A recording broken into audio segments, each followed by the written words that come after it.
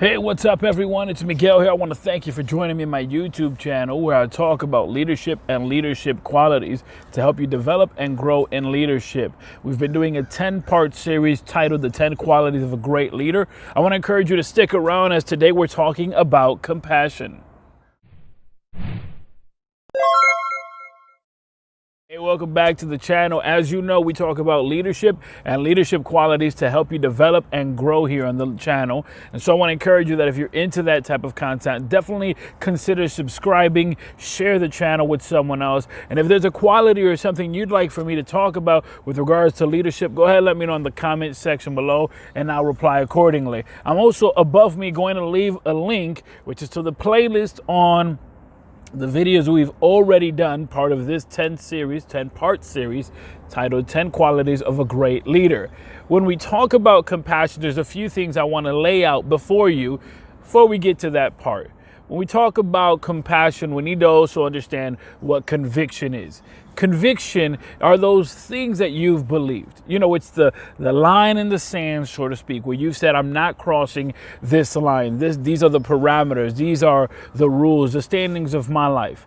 If you believe that lying is bad, and that is your conviction, right? You are convinced, you have resolved it in your mind, you possibly have experiences, you've read something to base that conviction off of, and you said, no, I see the danger in lying, I see the effects in lying, so honesty is the best policy, I'm not lying. And so when we have that type of conviction, using that example, when we have that conviction, our conviction should not be molded to whatever the comfort is. You know, in business and in leadership, sometimes it seems to be easier to lie. In fact, sometimes it almost feels like you can get ahead by lying, by just twisting the truth. But if our conviction is that lying is bad, then the convenience at that moment, the comfortability at that moment should not matter. I'm going to say the truth regardless of what's going on.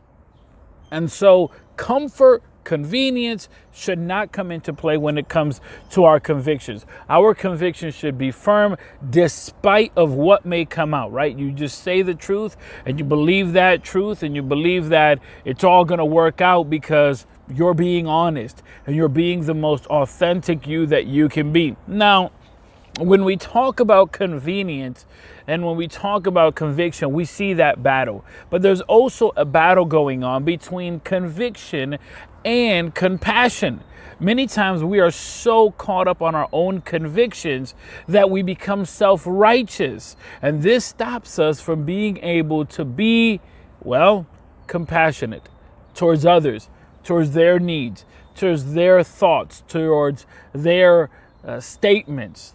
And I want to encourage you that as you grow and develop in leadership, that you may stick to your conviction, stick to your guns with the type of person you want to be, the type of brand of yourself that you want to represent and portray, the type of representation you want to give, not just about your organization, but your family tree, right? Your heritage. And that's super important.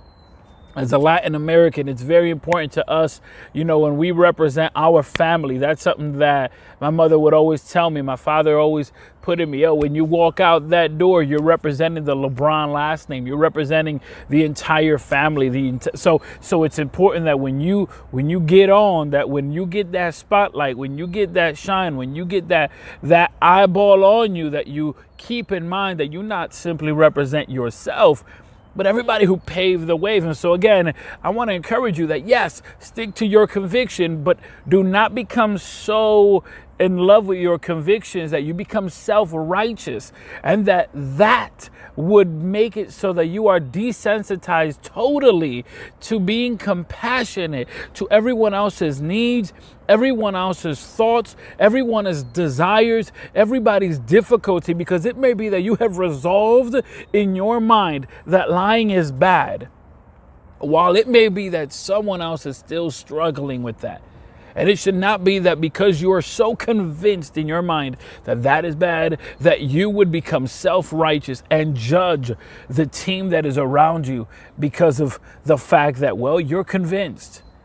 And so I want to talk to you about that today. The being compassionate, being in the moment and understanding, hey, not everybody's at the level that I'm at, and I'm not at the level that others are. With regards to the necessity, with regards to the weakness, the strength, the failures, the highs, the lows, we are all on a personal journey. And it just so happens that the people that are surrounding you are saying, I want to be with you on the journey of developing this brand, this organization, this culture. And part of that has to be a safe zone where everyone can be themselves. And it may not be that their self looks even remotely close to the convictions that I have. That's possible. But while comfort should not trump my conviction, right? While comfort and convenience should not be above my conviction should not be above compassion. And I should have that type of understanding that, guess what?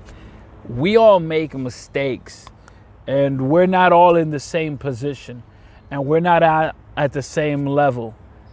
And I think that in leadership, and I know I've encountered this, we encounter leaders that are self-righteous.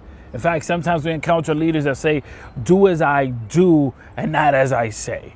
And the fact of the matter is that it shouldn't be that. It should be an example. Overall, you stick to your conviction, but don't become self-righteous. Remember that we all make mistakes. So I encourage you, today, tomorrow, in leadership, in life, let's try to show some compassion.